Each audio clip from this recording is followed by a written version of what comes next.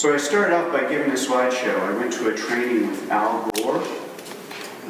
He's a former vice president, and in 2000 he won the popular election, but he lost the presidency by 1 vote. You can look that up if you want to find out how that happened. And after he lost his political career, he went into a funk, and then he came out and decided he was going to do what he'd always wanted to do, which was teach the world about climate change. And he made a little movie called An Inconvenient Truth. Maybe some of you have seen it. No? There's going to be an inconvenient sequel this summer, and it's going to be what has happened in the 10 years since that movie first came out. And there's a slide up here, Cree prophecy, that tells you what indigenous people understand that we sometimes forget. Only after the last tree's been cut down, only after the last river's been poisoned, only after the last fish has been caught, only then will you find money cannot be eaten. And that seems a little strange. Like, what's the connection there at the end? Like, why is this all about money? Well, out at Standing Rock, and some of you've learned a little bit about the Dakota Access, yeah? The kindest thing that native tribes who were wiped out by white people can possibly say about people like me is we have forgotten who we are. And that's the nicest thing you could say to somebody who has destroyed 95% of your people. But that's the kind thing that they're saying. And I think what they mean is something that I learned as a kid, which is you are what you eat. Did you ever hear that saying? Yeah. It seems kind of silly right now, but it's true, really. Like, I am what I eat. That is, dirt. I eat stuff that comes from dirt, and that makes me. There's no part of me that you can look at under a microscope that is not like my food, my air, and my water. And sometimes I get a little fuzzy because I think, wait a minute, when does the air stop being air and start being Mike? At what point, when I breathe in my mouth, or is it in my lungs, or wait, is it when it gets into my bloodstream? Is that when it becomes me? At what point does the air stop being air? And when I breathe out, at what point does it stop being Mike and start being air again? Same thing with water, right? Like, how much of your body is water?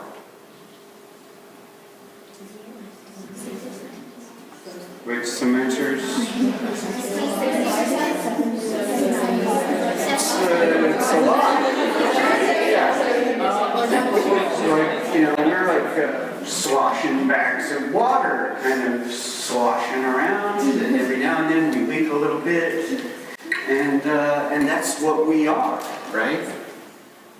If you examine me scientifically,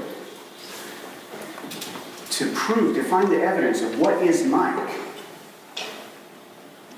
you're going to have a hard time finding anything that's not air, water, or dirt. Some people say it's stardust. Same thing. So I am nature, but I've forgotten that because I'm a white guy. And I live in a technological society that's very sophisticated and it keeps me inside these boxes all day long. And usually I'm looking at an electronic screen, which I hate, but I look at all day long, like I can't stop myself. And if I don't check my cell phone every 2 minutes, I start to get twitchy. I don't even know what I'm looking for anymore. It's a habit. And I've forgotten who I am. If I could feed myself and my family without money, why would I sit in this box all day long looking at these screens when I could be connected to who I am, the natural world? Because that's who I am. So why would I box myself up, put myself in this little cell. It's weird, isn't it? Well, we do that, though, because we think we need money to feed ourselves, because we don't know how to feed ourselves anymore. When my kids were really little, you know, and the spoon made it into the mouth, that was such a big day, right? You know, as once the food got in the face in the right hole, then it was like, wow, I can do it myself. No, I can do it myself. Don't take the spoon away from me. And I'm sure I probably did that too when I was little. But that's what we've forgotten. We've forgotten where the food comes from. And that we are food. So, I want to start there because all the science I'm going to show you is just like European white people catching up with what indigenous people have known always, all around the world. And we were all indigenous once. So, here we go. State of emergency declared out in Standing Rock. The governor declared the state of emergency so that he could use all these laws to bring in military police from all around the country. And they spent $22 million policing brown people praying with no weapons. That's 5 times their state budget. What was so scary about those people praying? What is it that they were doing out there that was so dangerous that we needed tanks and helicopters and rubber bullets and pepper spray and attack dogs?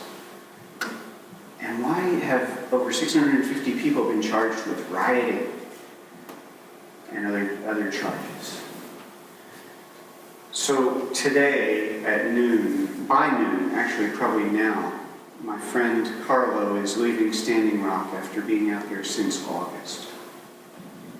And it's part of the final retreat out of the community set up on unceded native lands, lands that were always the people's land.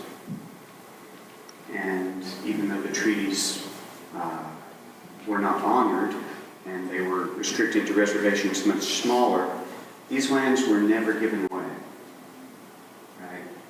These were lands that were the land of the people who lived here for 10,000 years. And then white people, USA, came and said, sign here and we'll let you keep some of this. And then later they came back and they didn't ask them to sign anything. They just said, no, you can't have that anymore, and they restricted them further.